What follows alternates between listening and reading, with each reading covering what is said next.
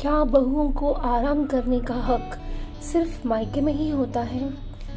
क्या हुआ सुनंदा, अभी तक तुम उठी नहीं? अमिता जी ने अपनी बहू से पूछा। हाँ माँ जी, तबीयत खराब है, सिर भी दर्द है, उठने की हिम्मत नहीं हो रही। ये सारे बहाने अपने मायके में दिखाया करो, यहाँ ये सब नाटक करने की जरूरत नहीं। अपने मन से नहीं लगता तुम्हें? बेटी दामाद घर आए हुए हैं और तुम तबीयत खराब का बहाना बनाकर आराम कर रही हो। चलो उठो, जल्दी से दवाई खाओ और काम पे लगो, सुनंदा को डांटते हुए अमिता जी ने कहा। अमिता जी के पीछे उनके दामाद बाबू विशाल जी खड़े थे। सारा नजारा अपनी आंखों से देख चुके थे और कान से सारी बातें सुन चुके थे।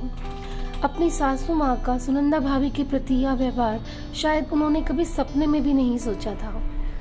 बहुत इज्जत करते थे विशाल जी अमिता जी और सुनंदा भाभी की, पर आज ना चाहते हुए भी वो चुप ना रह सके।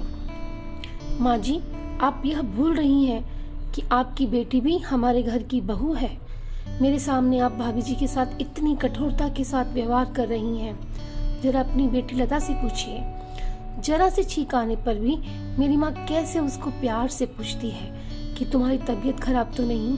छोड़ दो काम, जाओ आराम करो। क्या बहुओं को आराम करने का हक सिर्फ मायके में ही होता है, ससुराल में नहीं? यहाँ तो सुनंदा भाभी बीमार पड़ी है और आप उनसे काम करने के लिए कह रही हैं। क्या एक बहू के लिए इतनी कठोर भावनाएं हो जाती हैं? बच्चे हों या बड़े, सभी को प्यार की जरूरत होती है। ऐसे समय में आप अगर सुनंदा भाभी के सर पे हाथ भी फेर देती तो उन्हें आराम मिल जाता, पर आपकी बातों से तो शायद उनकी आत्मा भी छलनी हो गई होगी। चलो लता, अभी क्या अभी, मैं इस घर में एक पल भी नहीं ठहर सकता जहाँ लोगों के दिलों में इंसानियत और मानवता नहीं है। उस घर में मेरे लिए रुकना एक सजा के समान है। आज अपने ही दामाद के सामने असली चेहरा आ गया था अमिता जी का। ना तो उनसे कुछ कहते बन रहा था और ना ही कुछ सूझ रहा था।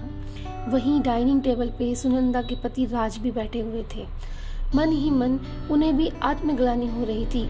आखिर उन्हीं के साथ तो गठबंधन हुआ था। सुनंदा का अग्नि को साक्षी मानकर सुख दुख में साथ निभाने का वादा किया था, पर आज तक उन्हें उसके दुखों पर ध्यान ही कहाँ दिया। उनकी आंखों के सामने यह नजारा घूम गया जब लता की सगाई हो रही थी। सारे मेहमान घर पे आए हुए थे।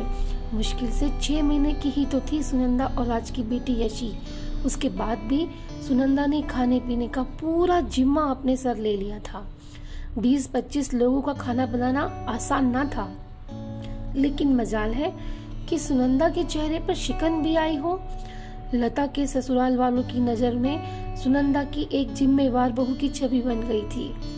विशाल जी ने सब कुछ अपनी आंखों से देखा था, इसलिए आज अमित जी का सुनंदा भाभी के लिए इस तरह से बोलना विशाल जी सहन नहीं कर पाए। जहां आज सुनंदा के लिए राज को बोलना चाहिए था, वहां विशाल जी ने आवाज उठाई।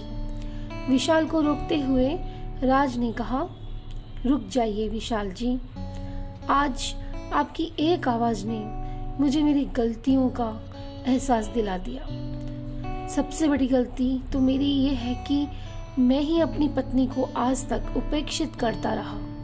शायद हम पुरुषों की यही मानसिकता होती है कि बहू सिर्फ परिवार वालों की सेवा के लिए ही होती है, उनके दुख से हमें क्या वास्ता। आज से और अभी से आपके सामने मैं ये वादा करता हूँ कि अपनी पत्नी के सुख और दुख दोनों में बराबर की साझेदारी होगी। आप इस तरह नाराज होकर मत जाइए।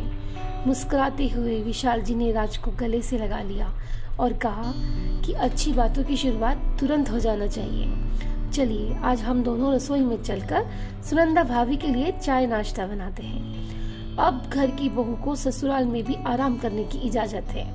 क्यों सारे साहब, सही कहा ना? मैंने अमित जी भी अपनी भूल सुधारने के लिए सुनंदा के सर पर प्यार से हाथ फेर रही थी और अब तक अपने किए हुए व्यवहार पे मन ही मन बहुत शर्मिंदा हो रही थी। Thanks for watching. Subscribe my channel.